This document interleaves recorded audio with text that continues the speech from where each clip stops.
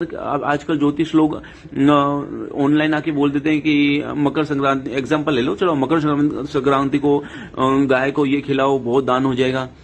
अब मकर संक्रांति के दिन पूरा 365 दिन तो वो गाय आधी भूखी रही, उसकी तरफ किसी ने देखा नहीं। अब सब चले गए मकर संक्रांति के दिन दुनिया भर का खरीद के उस गाय के आगे डाल दिया। अब वो खा रही है, उसको बदहजमी हो गया, उसको दस्त लग गए गाय को, वो खाना ऐसे पड़ा बेकार हो रहा, वो सड़ रहा है। अगले दिन तो मकर संक्रांति रहेगी नहीं।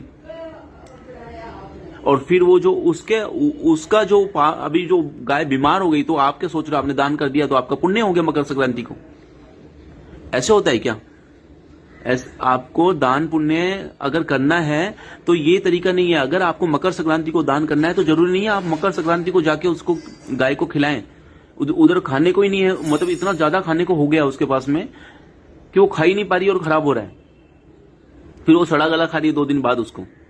तो भाइयों, जब ऐसी कोई चीज हो जाती है ना, तो आप क्या करो, जैसे मकर संक्रांति को आपको दान करना है तो आप मकर संक्रांति के दिन सूर्य नारायण को साक्षी मान के हाथ में जल लेके संकल्प लो कि मैं इतने किलो अनाज का दान का, गाय को दान का संकल्प लेता हूं और मैं अगली मकर संक्रांति से पहले ये कर दूंगा, और वो जल सूर्य नारायण के आगे डाल दो तो आपका वो बुक हो गया।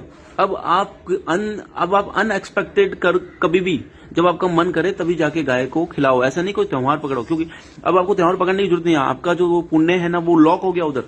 मकर संक्रांति के दिन में आपका पुण्य लॉक हो गया, मकर संक्रांति को आपने पुण्य कर दिया। अब आप कभी भी खिलाओ, और उस और दिन पे खिलाओ यार जिसमें गाय भूखी रहती है, तब पुण्य मिलेगा। तब आपका जो पुण्य हुआ है उसका सदुपयोग होगा पैसे का। लेकिन अगर हम लोग इस तरीके से दान पुण्य करते हैं ना, तो गलत हो जाता है।